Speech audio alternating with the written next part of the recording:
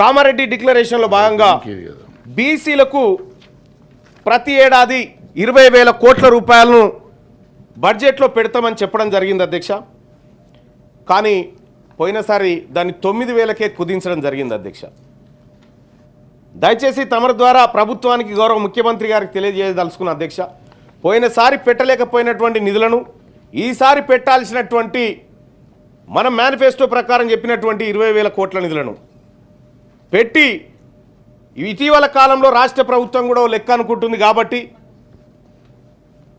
ఆ లెక్క ప్రకారమైన నిధుల విషయంలో కానీ రాజకీయ అవకాశాల విషయంలో కానీ ఉద్యోగాల విషయంలో కానీ ఈ రాష్ట్ర ప్రభుత్వం చొరవ తీసుకోవాలి సార్. అదేవిధంగా కార్పొరేషన్లలో కేటాయించిన నిధులు పెట్టిన ఖర్చు వీటన్నిటిని కూడా తీన్మార్ మల్లన్న గారు ప్రస్తావించడం జరిగింది. నేను కూడా వారితో ఏకీభవిస్తున్నా.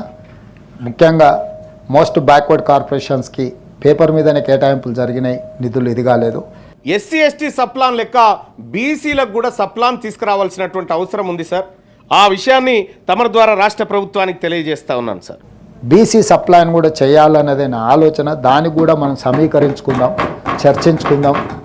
వాళ్ళకు న్యాయం జరగాలి. ఇన్ని రోజులు జరిగిన అన్యాయాన్ని నష్టాన్ని పూడ్చడానికి ఏ రకంగా మనం చట్టబద్ధత కల్పించి మన చిత్తశుద్ధితో నిరూపించుకోవాలో మన ప్రభుత్వం తప్పకుండా ముందుకు వెళ్తుంది. ఈ విషయాలన్నిటిని కూడా దృష్టిలో పెట్టుకుంటాం. ప్రధానంగా ఉద్యోగులు కీలక పాత్ర పోషించారు అధ్యక్ష. కానీ వాళ్ళు కొద్దిగా ఇబ్బంది పడతా ఉన్నారు అధ్యక్ష. వాళ్ళ సమస్యలు పూర్తి స్థాయిలో పరిష్కారం కాలేక అనేక ఇబ్బందులు పడతా ఉన్నారు. వాళ్ళ డిఏలు పెండింగ్లో ఉన్నాయి అధ్యక్ష. ఉద్యోగుల పెండింగ్ బిల్లులు చాలా కాలంగా చెల్లింపులు లేకుండా అట్లా పేరుకపోతూ ఉన్నాయి. రిటైర్ అయినటువంటి ఉద్యోగి ఏడాది కాలం నుంచి బెనిఫిట్స్ కోసం ఎదురు చూస్తూ ఉన్నాడు అధ్యక్ష. ఇట్లా అనేక రకాలైనటువంటి సమస్యలు మనల్ని నమ్ముకున్నటువంటి, అంటే మనం ఏదైతే ప్రజలకు హామీ ఇచ్చినామో ఆ హామీలను నమ్ముకున్నటువంటి ప్రజల నుంచి వస్తున్నటువంటి ప్రశ్నలు అధ్యక్ష. వాటన్నిటికీ పరిష్కార మార్గం ఇక్కడ దొరకాలని కోరుకుంటా ఉన్న అధ్యక్ష. అటెండర్ స్థాయి ఉద్యోగం అయితే 50 లక్షలు పడతాయి, కొంచెం స్థాయి ఉన్న ఉద్యోగం అయితే 1 నుంచి 1,15,00,000 పడతాయి సార్ అంటారు. వేలాది మంది ఉద్యోగులు ఈ 3 ఏళ్ళు పెంచడం వల్ల 3 ఏళ్ళు పూర్తి అయిపోయి ఇప్పుడు రిటైర్మెంట్ బాటన పడుతున్నారు. 8,000 కోట్లు రిటైర్డ్ ఎంప్లాయీస్ యొక్క బెనిఫిట్సే మా దగ్గర పెండింగ్ ఉన్నాయి. దాన్ని కూడా కొత్త బడ్జెట్లో ఆర్థిక మంత్రి గారు నేను చర్చించుకున్నాం. ఒక పరిష్కారం చూపిస్తే ఎవరు ఎక్కడికి వెళ్ళాల్సిన పని లేకుండా వాళ్ళకి ఎప్పుడు ఇస్తే ఒక స్పష్టత ఇస్తాం. ఒక కార్యాచరణ చేసుకొని రిటైర్డ్ ఉద్యోగులకు కూడా ఒక నమ్మకం కలిగించి వాళ్ళు కూడా వాళ్ళ జీవితాన్ని ఒక ప్రణాళికబద్ధంగా నిర్వహించి ఈ ఫలానా నెల నా డబ్బులు వస్తాయంటే అతను ఎక్కడైనా సర్దుకోవడమో చెప్పుకోవడమో ఇచ్చుకునే వాళ్ళకు కూడా తారీఖు చెప్పుకోవడానికి ఉంటుంది.